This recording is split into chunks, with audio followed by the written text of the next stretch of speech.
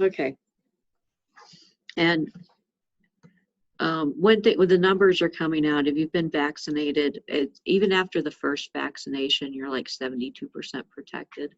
And by the second one, you know, a week or two after the second one, you're up at like 95%. So I will be vaccinated. I can't give it to you. The other people in the class are all here too. We're working on it. What? What's the Dr. Campbell slot on? Oh, Dr. Cambo is coming to talk to the class. He's going to give a presentation. For 380, he usually talks about how we're getting to 3 nanometers. So it's deep, it's the deep submicron stuff. What technologies they're using to get down to smaller transistors and how they're behaving and things like that. Oh, okay. Was this the stuff you also brought up the 490 last semester too? 490 in the spring? Yeah, because you brought it up like Dr. Campbell was going to talk about this in 380 last semester too. So is this something he always does for 380? Yes, he does this for 380 and he does this for memories. And once or twice he came in and talked to 280. For him, the reason why he likes doing it, it's a chance for him to get to know the undergrad students a little bit better, and he gets to be a little bit more approachable. And this is part of the reason why he actually has undergraduates in his class, is because he takes the time to talk to you guys. And if you take their graduate level classes, you can take them and they'll count as a senior elective, INF 638 and 639. But if you take those classes and you do well in the projects, a lot of times he'll offer you a job in the lab. And it's real research, and we're doing stuff that's being commercialized by, you know, companies, and it's going to the AFRL, and you may be working with a company or whatever he has you doing.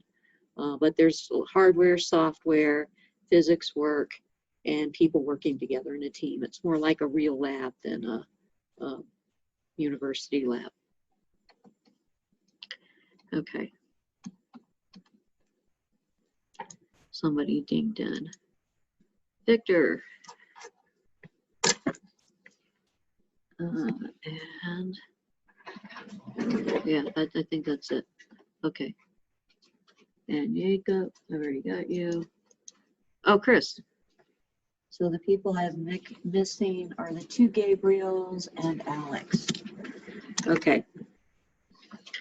So lab 3 is a 2-week lab. I'm going to have to leave early because I have to, but I should, Sean and Max should both be there this week.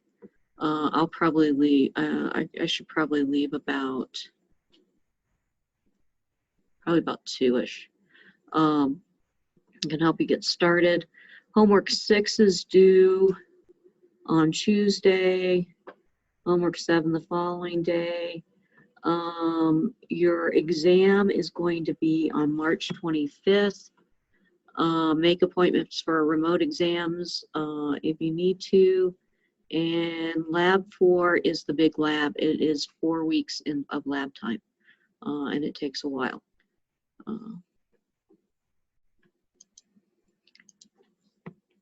Classes for fall 2021, the ones I care about. These are electives. These are classes you don't have to take, but they will count towards your degree. 490 embedded mixed signal design and cryptography, INF 638.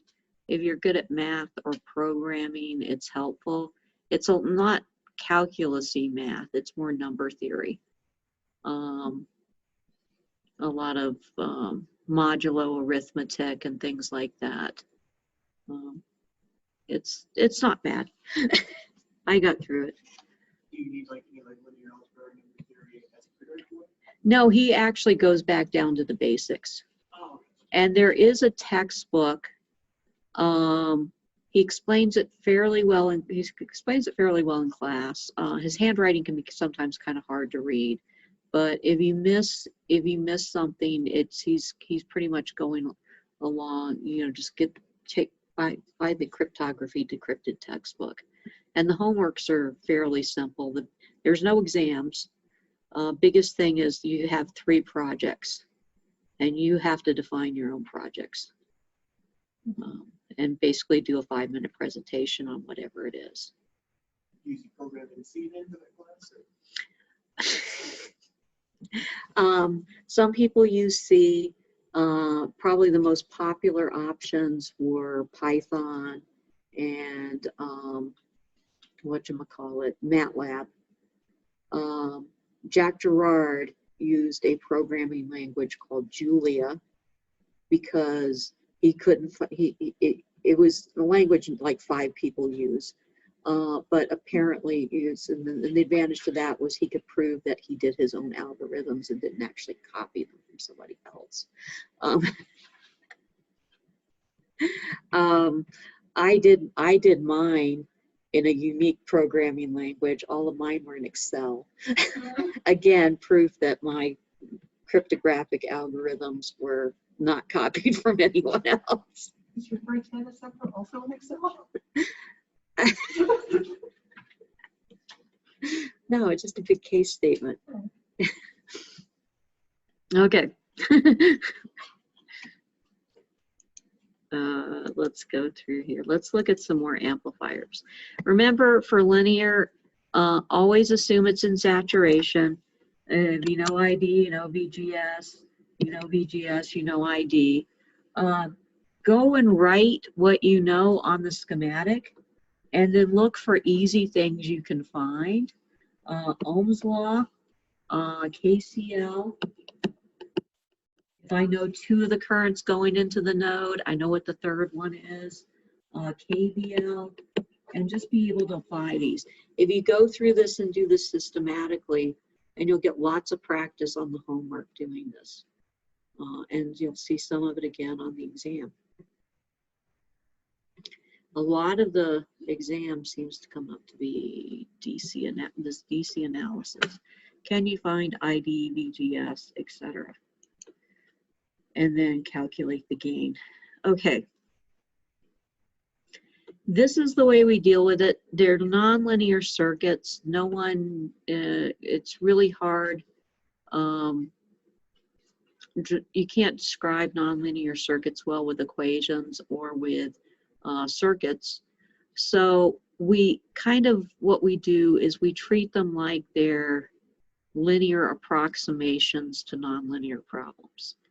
And a lot of the resistors and the capacitors and the current sources, things like the dependent sources, you see in the SPICE models or in more advanced models of transistors are really, some of them, like the capacitors, the MOS capacitor at the gate, physically exist, and some of them are just modeling effects that make the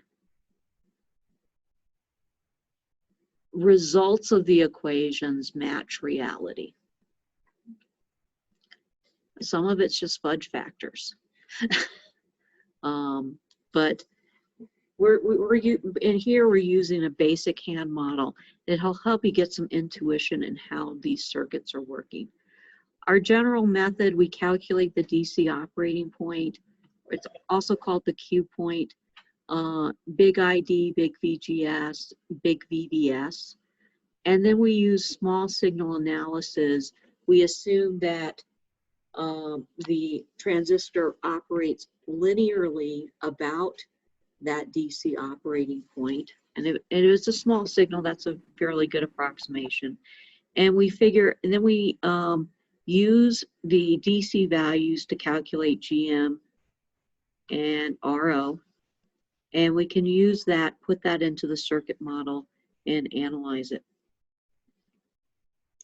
Realize what was bugging me yesterday, last class. Yes. Small signal and the DC portion are basically like advanced version of superposition. Yeah, it's just superposition. It's the basically the DC. We have DC plus AC, and we're going to divide it up and conquer it. So we look at the DC parts of the circuit, find the DC operating point. Then we have the AC input, and we use that to find the AC output. And the superposition part comes in, is that the total output is actually that DC operating point plus the AC output. Good point. Now for these amplifiers, the way we want to characterize them so we can figure out what's going on, and we'll get to like a 3-stage amplifier today on a basic level. We want to take this amplifier and we want to find its input resistance, find its output resistance, and find its gain, so we can put it in a chain of amplifiers and figure out if it's going to work. Knowing how to do this is really, really a useful skill. It's in one of Dr. S's favorite books, 10 Essential Skills for Engineers. And I found that, you know, when I'm dealing with somebody else's integrated circuit and I hook up my own circuit to it, you know, sometimes there's problems and nobody understands what's going on. And it's really a problem of just output resistance. The output resistance of the device is too high. There's a really easy way to fix that, and it's called a buffer, which has a high input resistance. But if you're not thinking along these lines, you have people who are digital engineers who are basically saying, look, this doesn't work. I get the output out of the circuit, but as soon as I hook a load up to it, it doesn't work. This is the buffering problem. This is the input resistance and output resistance problem. So if you have something like that, like a DAC, an ADC that is not behaving as expected, one of your first things to do is to disconnect the load and see if it works. And then the next thing you do is you buffer it. It's like, yeah, okay. Can fix most things like this. This is the slide I couldn't show you last class. We've looked at the common source amplifier. We found its input resistance is infinity. Its gain, its output resistance is RO in parallel with RD, and its gain is negative GM times big RO. And does that work for most of these? No, but it works for the other three. We'll talk about later. The way I can find equivalent resistances quickly, and they actually, I kind of muffed it yesterday, or last class I was having technical issues. And so, but basically the way, if you go through Cedra Smith, you can, and you really want to see them derive it, you can. But if I'm looking into the gate of a transistor, this is an amazing diagram, the input resistance is always infinity. And the reason why is because it's a capacitor. So very little current is going to flow.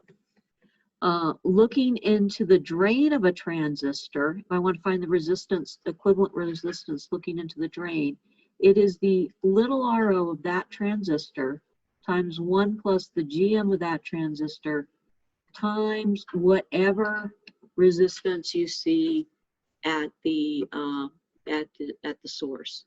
The reason why it looks like that and not a series combination of RO and RS is because you've got that dependent source in there that makes the equation, makes the finding the Vx over Ix more difficult.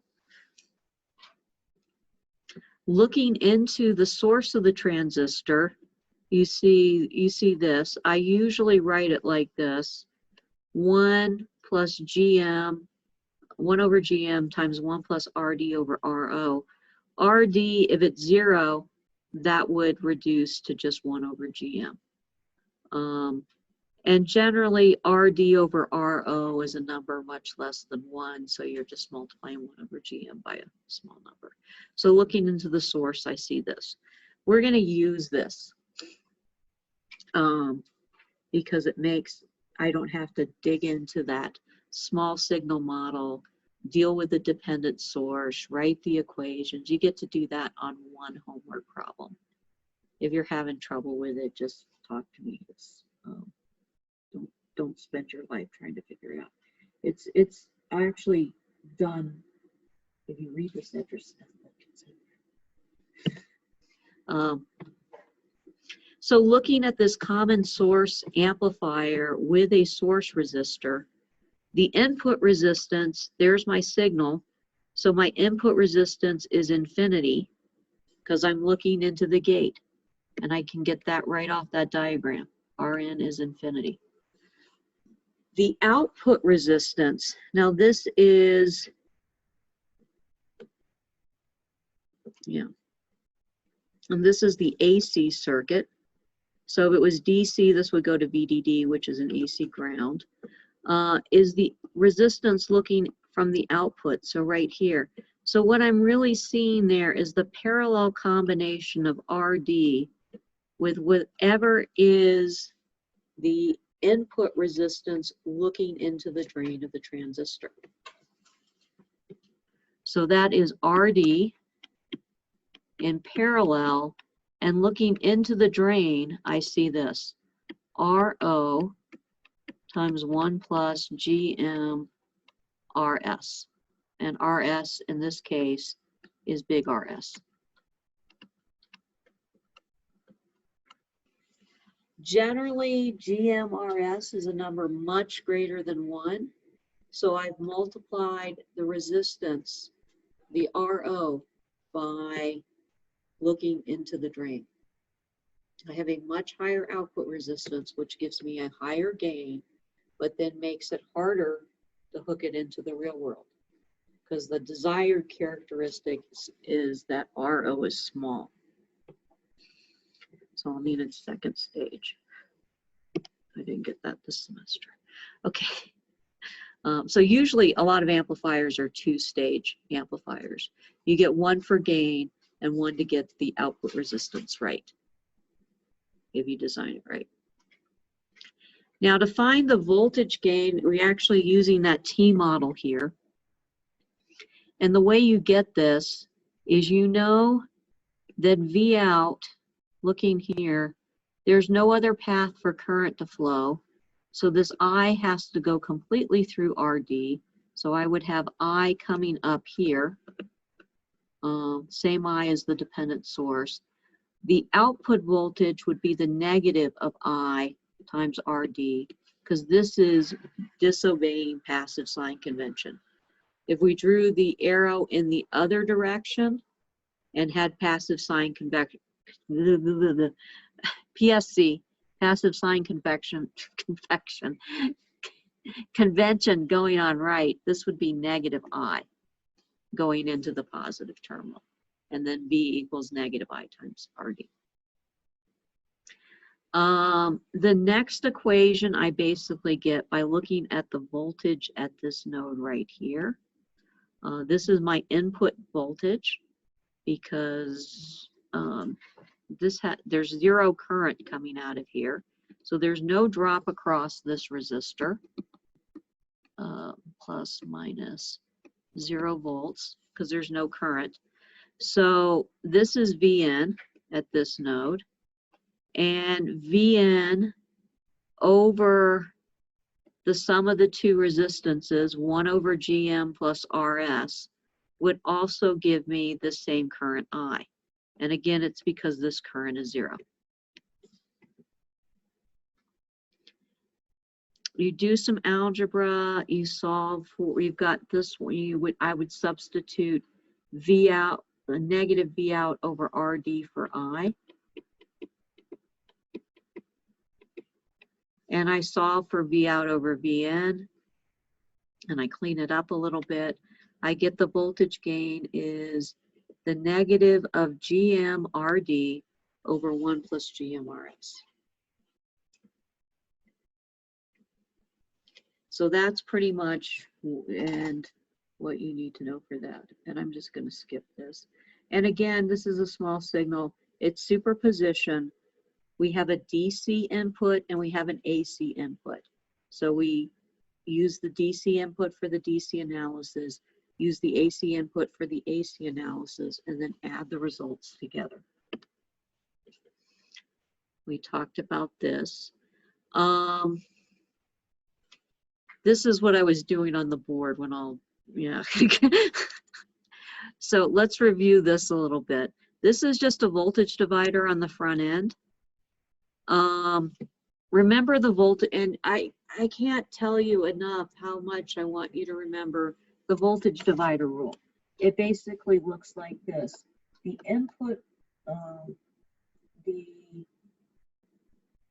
output voltage equals the input voltage times the resistor that we want the voltage across. This is associated with V out.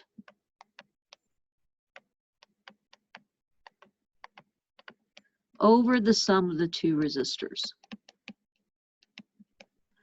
And that's all this is. It's two voltage dividers when we look at this input and the output resistance.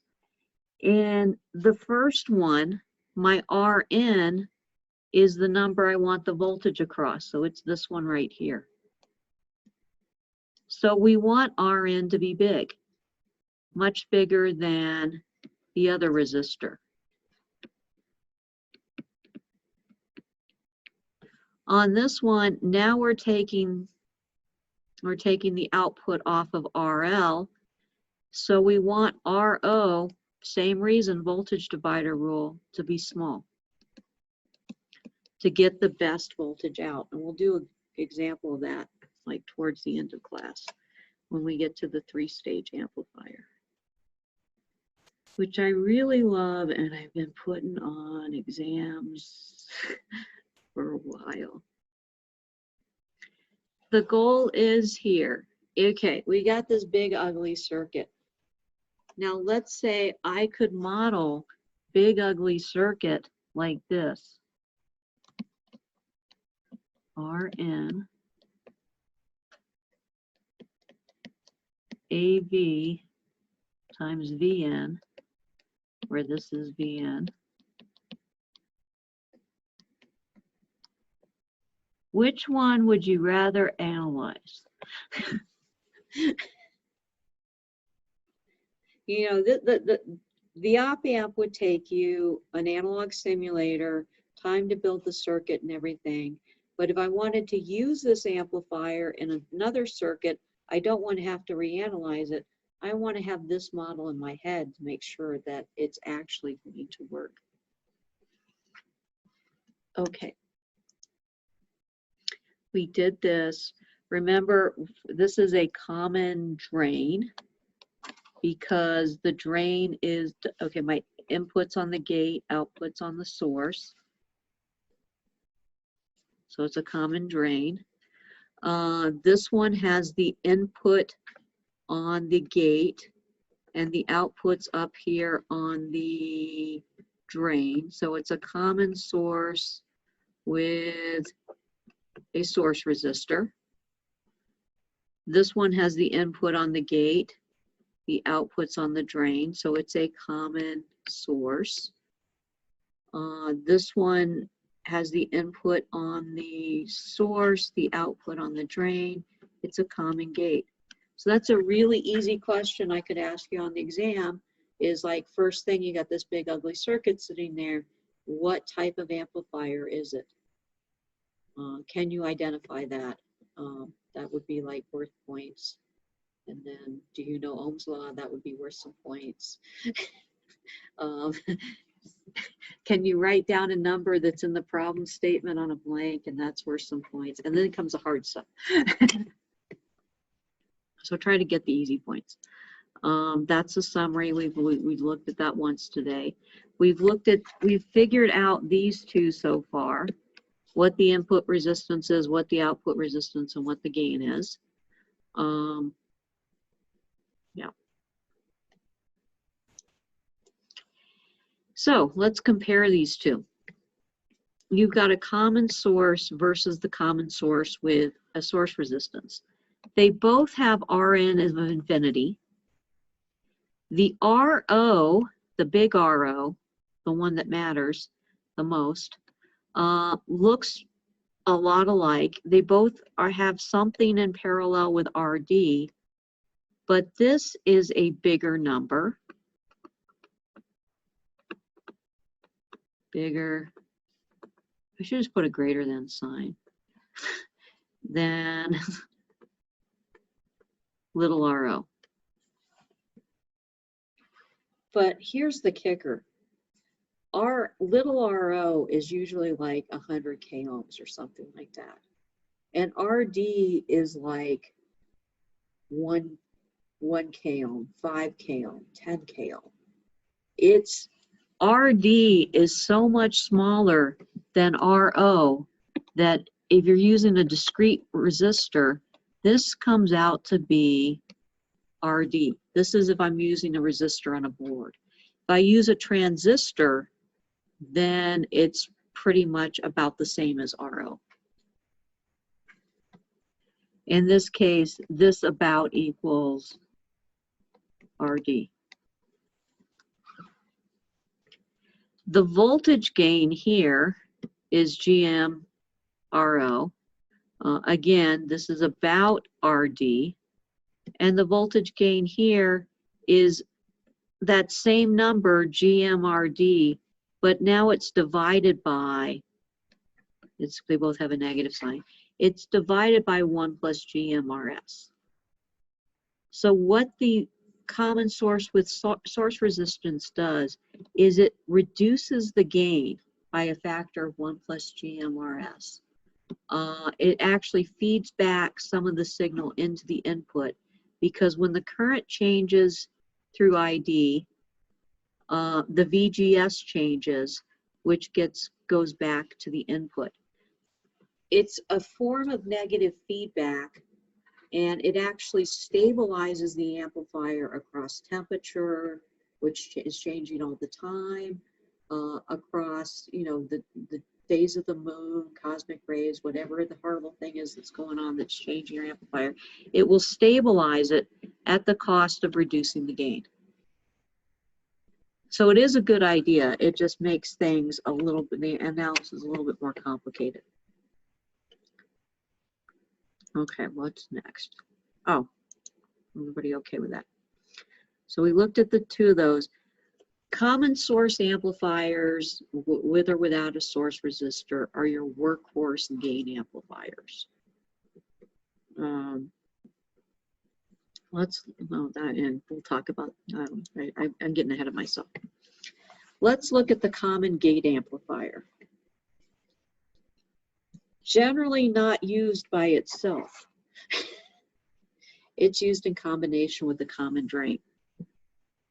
We'll see why. Okay, so the input resistance is now looking into the source of the transistor. So looking into the source of the transistor, I see, using the little chart, 1 over GM times 1 plus RD is big RD over RO.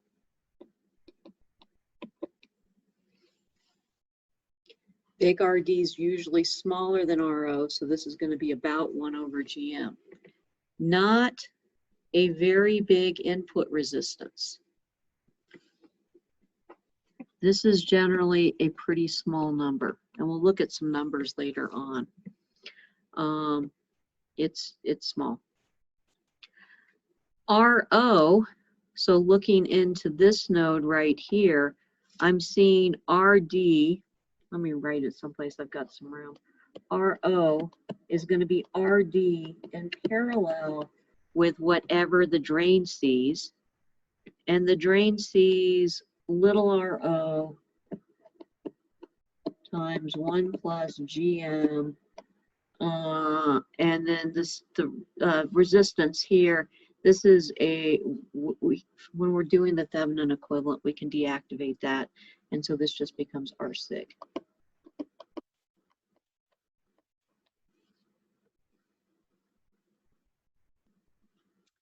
R sig is usually a small number. So the output resistance is okay. The input resistance is lousy. What can we say about the gain of this one?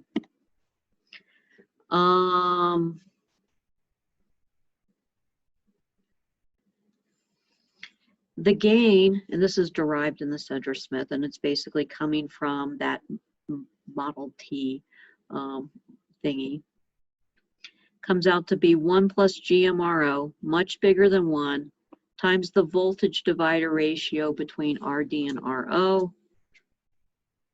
RD and RO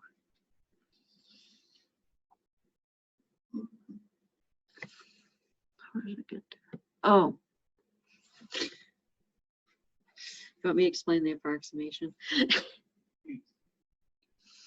Okay, so 1 is much smaller than GMRO. So this becomes GMRO RD over RO plus RD, which looks like GM times RO in parallel with RD, because it's just product over sum. Okay. Right. So it has, you've got this here.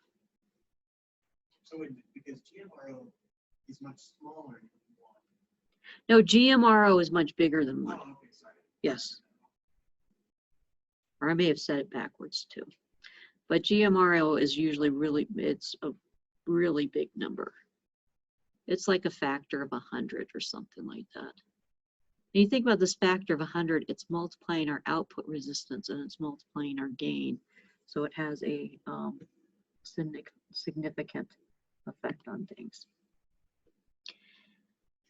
Now, buffers. Buffer always, buffer often. If something's not working right, buffer it. Here's the problem right here.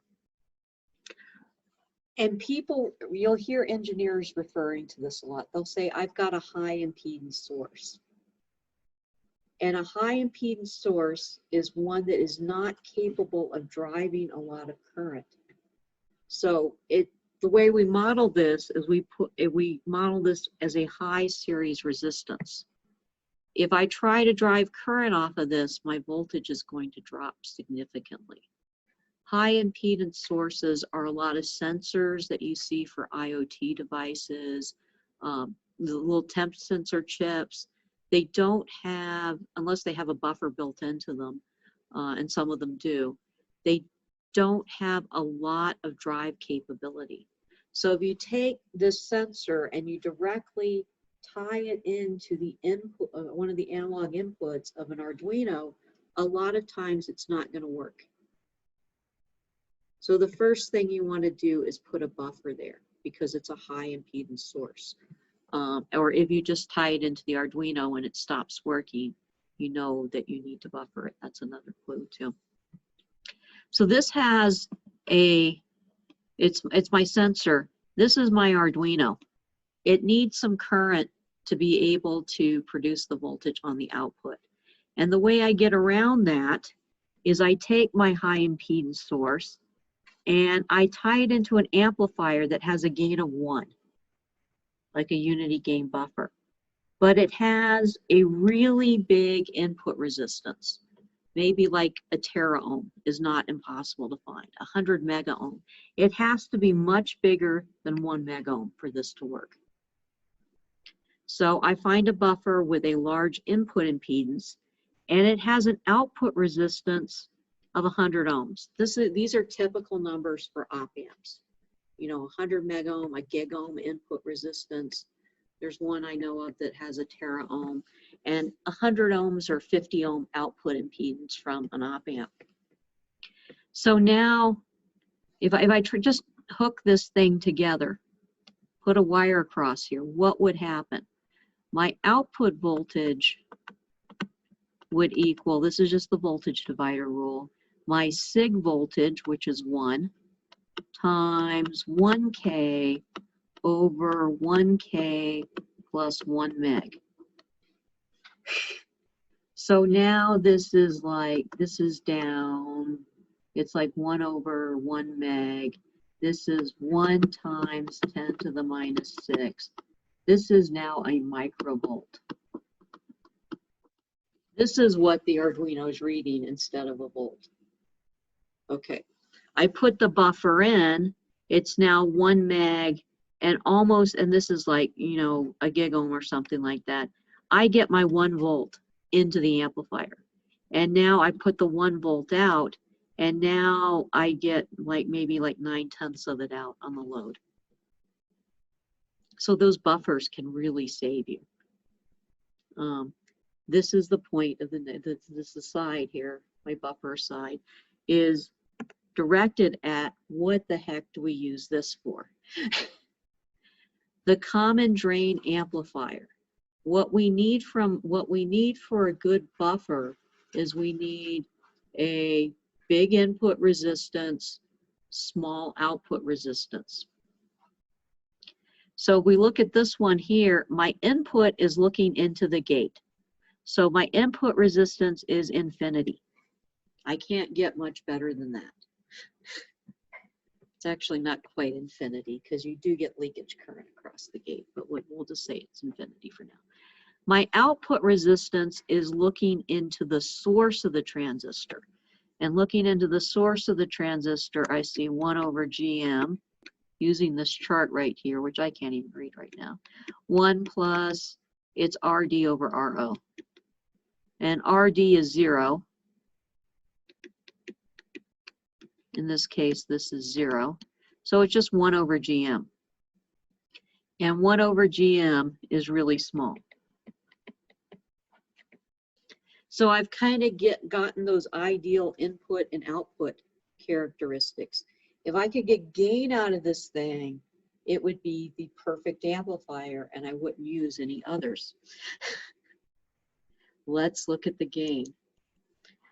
The gain is basically a voltage divider between RO and R. This is going to ground and RO is going to ground.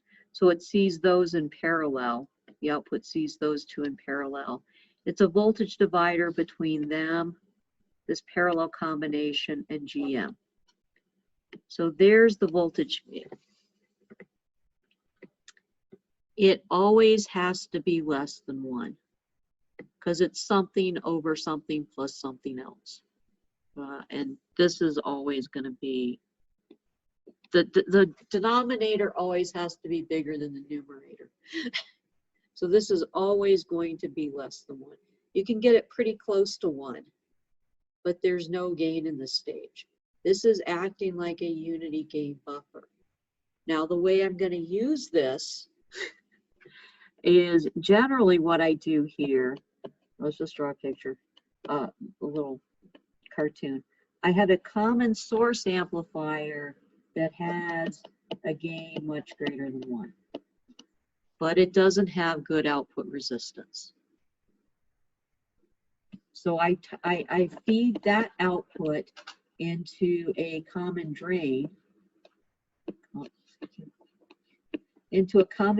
amplifier that has good input and output resistance.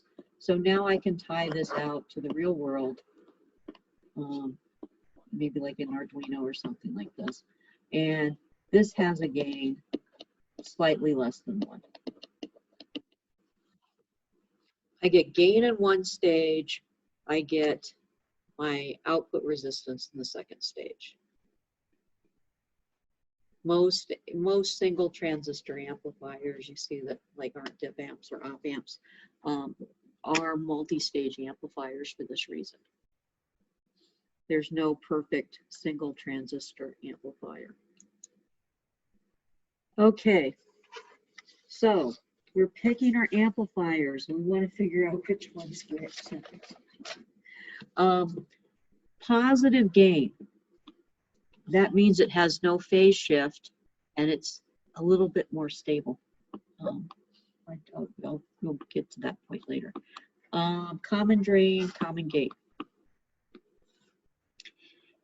If I want a high gain, I can be the high gain amplifier of choice is the common source.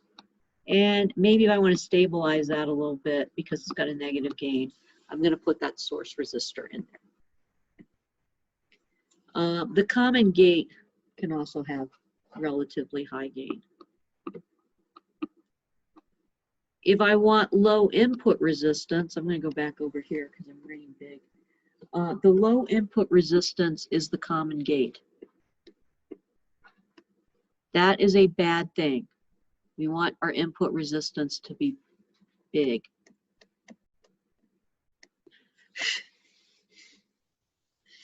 Okay. The phase shift of 180 degrees, that just means the gain's got a negative sign in it, and that's the common source, of course. That's the one with the negative sign.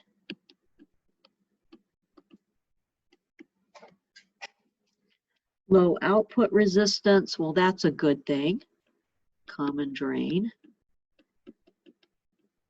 So this is our usual final stage buffer amplifier. This is the stage that's going to hook to the real world and prevent the digital guys from just saying my circuit doesn't work when I hook something up to it. And the gain less than 1 is the common drain. Again, it's a buffer. It's just doing the impedance matching thing. If I want gain, I use common source with source resistance. There's a really magical combination here that's got its own name, and this is not a misspelling. It is a common gate followed by a common drain. And the first time I saw this, I just swore they were misspelling it. This is called a cascode.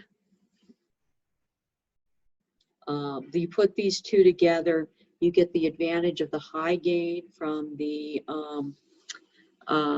common gate. There is a low input resistance. I was going to see how that matched up, but it has a relatively high output resistance. This one has a relatively, and you put the two together and you get almost like the perfect dual stage amplifier, other than a diff amp.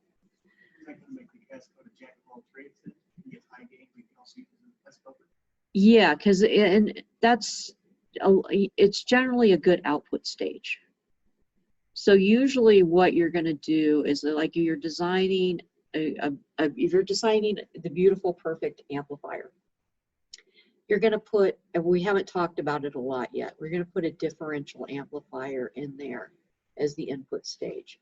It's like an op amp. It has a positive and a negative terminal. So it has a differential input, and that helps to reject signal noise that's common to both the signal and the ground. So you have a differential input, so that's a helpful thing there. And then you buffer the output. So the simplest op amp you can build is basically a diff amp with this cascode output stage. And that gives you better, output impedance, and it gives you some gain in the second stage too. Okay.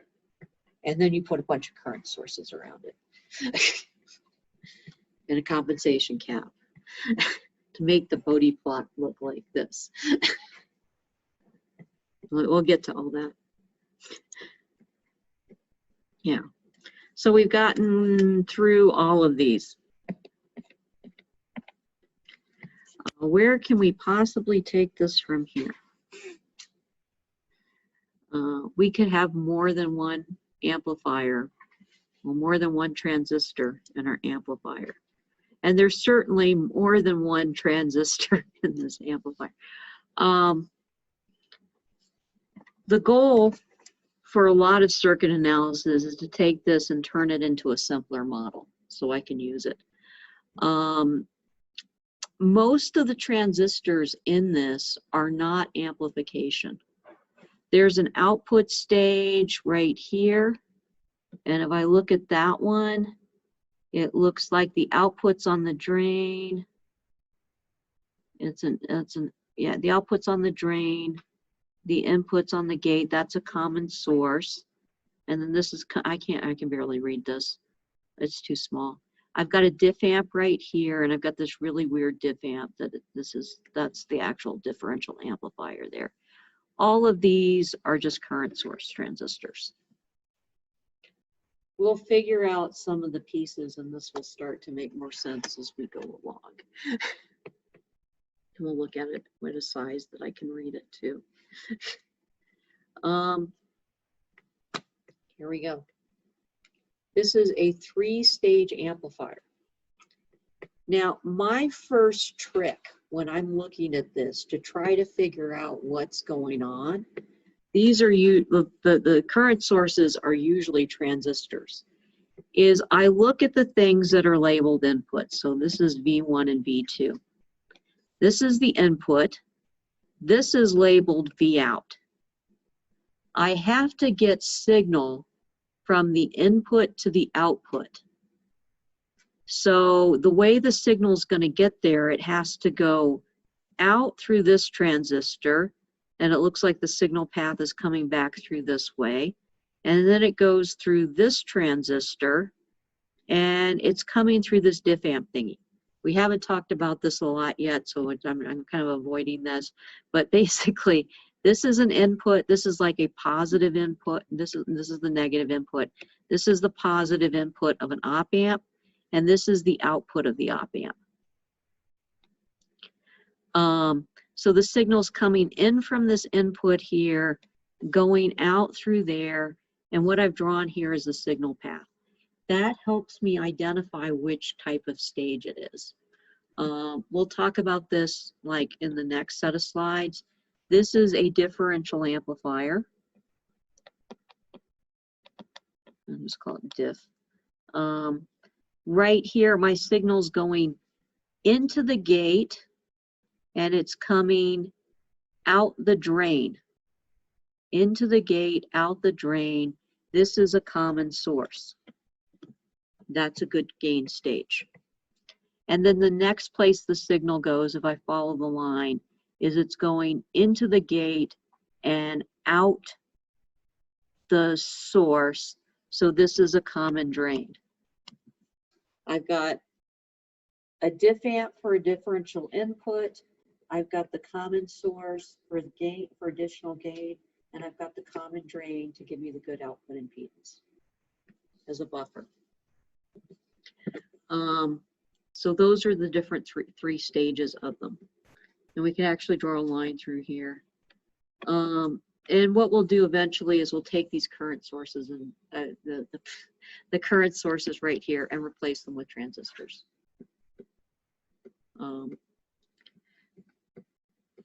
Every transistor you see is either in the gate, the circuits.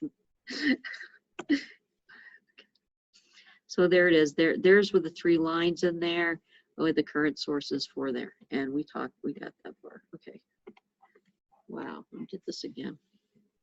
Oh, I wanted to spend some time on this. I got 2 slides, but now if I characterize each of the 3 stages as an input resistance and an output resistance and a gain, I don't have to think about what the transistors are doing anymore. I've got this model right here. Oh, they showed me how to do this in class, last class. Let's see if I can. Let's zoom in on this part. Okay, so sort of like this. Okay, so I've got stage 1 right here. I've got some voltage source, V sig, and the voltage source has some output resistance. And I can quickly, with a voltage divider, calculate what Vn is. I take that number for or expression for Vn, and I multiply it by whatever the gain is of that stage. Then I apply another voltage divider and another voltage divider. And we'll do that. I think I actually have numbers in the next slide. Do I? Oh, did I skip a slide? Oh, no, there we are. That's the one I was looking for. Okay. So let's see if we can see this if we zoom out.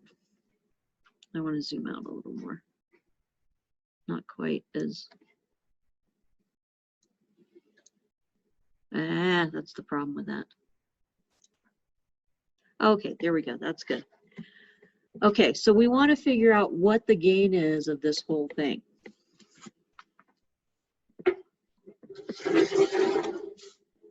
What have we got here? We've got some input voltage. So VN1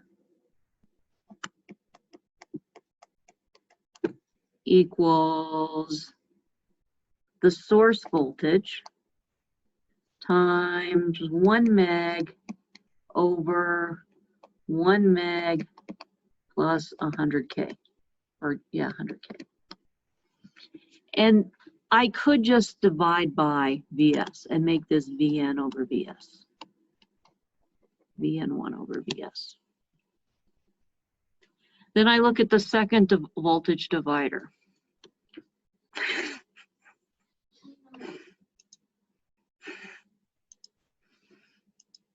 Did I look at the second voltage divider? And I don't touch my touchpad. My second voltage divider takes, wait, Vn1 over Vs is going to give me Vn2. This would be, oh great, 10 Vn1. It's harder for 10 Vn1 times 100K over 101K. 100K plus 1K. Now, if I want to divide by Vn1, I could do that. I get 10 times 100K over 101K. For the next voltage divider, right about here, I've got a gain of 100. So I'm going to get Vn3 over, what is my output? Oh, Vn2 is 100 times 10K over 11K.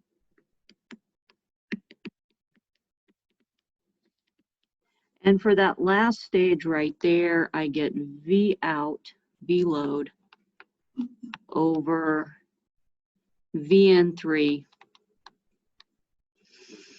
equals what? 100 over 110 times 1.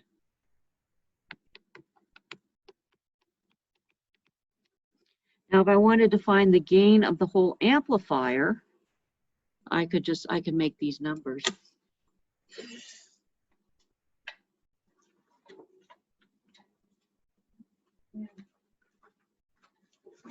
Do I have it written down? 28. Oh, I don't know what number that is. Okay, but basically what I could do is I could just multiply this all out. I would get the gain of the overall stage is VL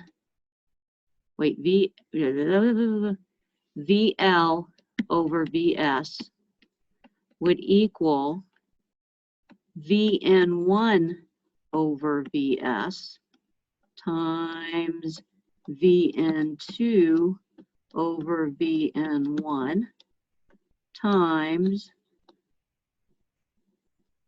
Vn3 over, that should be a 2, Vn3 over Vn2 times VL over Vn3. I just multiply this times this times this times this, and my Vn1s cancel out, my Vn2s cancel out, my Vn3s cancel out, and I get VL over Vs. It's just all with voltage dividers. And if I can find the input resistance, the output resistance, and the gain of each one of those stages, I can quickly find what the overall gain of the amplifier is. And that's why we're doing this.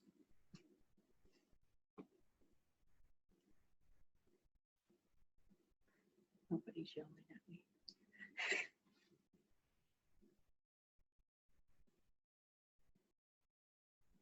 Okay, now let me do something else here too. I find this to be useful. So this right here, this piece right here is actually stage 1. Stage 2 is this piece right here. and stage 3 is green, is this piece right here. Right here, what I have, this is the voltage source with its output resistance, and this is the load that I'm driving that's doing actual work. I could do that for like tens of stages. And as long as I knew what each individual stage was doing at a basic level, I can tell right here if I'm having a problem. Now if I was having a problem, maybe these are slightly mismatched. Okay, this has a the input stage has a 1 mega ohm input resistance, because I don't have any control over what the source impedance is. And the output resistance is really low. But internally, the input resistances and output resistances are only k ohms. And I can do that because I have control of the internal stuff. I'm not going to put something with a low input resistance here and tie it to something with a high output resistance. I can take a little bit of loss in that stage, like a fraction of a loss, because I get such a high gain from that stage. The gain of 100 is more than compensating for that, but I wouldn't want to hook that up to the real world, because if I have 1 k ohm of output resistance, then as soon as I hook it up to something that has a 1k load, I've cut my voltage in half. Yes. So I don't know if I missed this before, but how do we get those specific gain values? I understand why they're the size that they are, because the 100 megaamps in stage, or the 100 gain is in stage 2 where we have our common source. Right. And the 1 gain is in stage 3 where the common drain is. But then for the differential one, it's 10. The gain is 10. The gain is 10. We haven't talked about the gain of a diff amp yet. I can tell you what the answer is. The gain, what we do is we take, let's zoom out. The way we get there, and this will make perfect sense once they see it. I'm hoping to make perfect sense. Okay, so the gain of a differential amplifier. The way we find that is we say we have 2 identical circuits on both sides.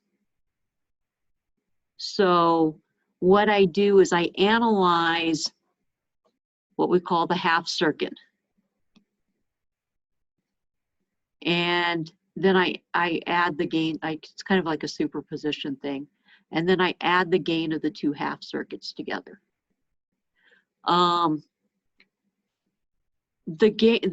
Has an input on the gate and the outputs on the drain, so it looks like a common source amplifier. And because I only get like half of the signal on this one, the gain of the half circuit is 1/2 GM big RO. And the gain of the other circuit, it has like a negative sign in there, and it just ends up out. We'll go through it.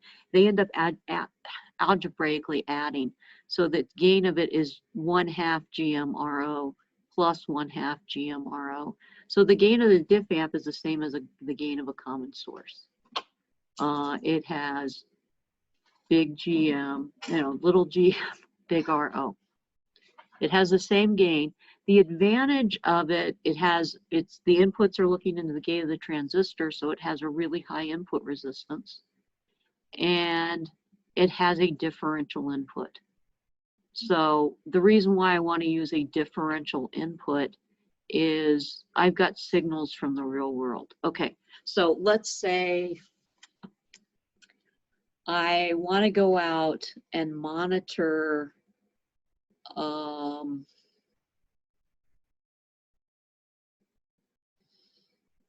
trying to think of something that doesn't use long cable, or maybe something that uses long cable. Okay, Tyler Lee, let's make fun of Tyler Lee. Okay, I want to monitor something that's going on inside a cave. And I can't use Wi-Fi to get signal out of the cave. because cave absorbs like 2 gigahertz. So I'm going to use a long cable to do this. Use Wi-Fi. So I'm going to put a long cable on my output signal, and I want to run this into an amplifier at the end. I'm going to pick up a lot of noise on that cable.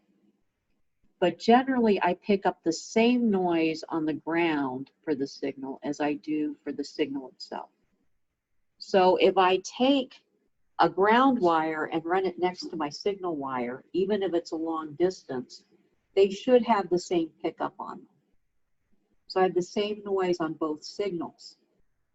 When I run this into a differential amplifier, it has the magical property that we'll get to later of it amplifies the difference between the two signals, and it attenuates the common things that are the same on both the ground and the signal. So it can actually take a noisy signal and turn it into a clean signal by rejecting the common mode noise. This only works if you have a differential input and you have 2 wires of your signal. Oh, real. So it's just how so it's just somehow the signal from the noise, right. The signal and then attenuate the noise. Right. Okay. One place where we use this a lot is in the lab. We've got this little microprobe station, and I have this amazingly good power source. It can do like 100 nanoamps plus or minus a nanoamp, or plus or minus 0.01 nano, whatever. It has a coaxial cable coming out of it. So I've got the source over here, and this is going to probes, and it's like 2 or 3 feet away. And I want a buffer amplifier inside that probe thingy that rejects the noise. So any noise that's picked up in that long cable between the setup, I want to reject that and just amplify the actual signal.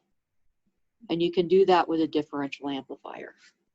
And the op amps are kind of like inherently differential amplifiers, because they get the plus and minus input. They always amplify the difference between the plus and minus input. But then for our purposes, are we just going to be given a gate from the differential amplifier? It is, we'll get to that. We have a whole set of slides on it's probably the 04 slides. The gain is GM big RO. And it's positive. So it's basically like a common source, except it has a positive gain. But we'll go through the derivation probably starting towards the end of next week. Okay. And that was pretty much all I wanted to say today, because what's the next thing? We're going to talk about biasing, which is like a complete change of topics. So we'll go into biasing, and then we will catch up on the differential stages. What I think it's called 04 is called multi-stage amplifiers. I don't know what 04 is called. This is why I have a schedule. It's called building blocks of IC amplifiers.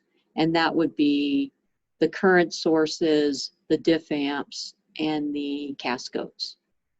And then we look at differential amplifiers in 05. And then we have pseudo spring break. Oh, I've got a lot of time to catch up with this. And then we have an exam. I'm exactly a day behind right now, but I'm okay with that. I want to see who's here. So I'm going to stop sharing. It makes it easier to see everybody. There's no, that's it. Okay, so the Gabriels aren't here, and Alex isn't here. Okay. Same thing I had at the beginning. All right, good. If you guys have any questions, I'll stick around for a few minutes today. I have nothing to do. Oh, okay, I know what I gotta do tonight. I gotta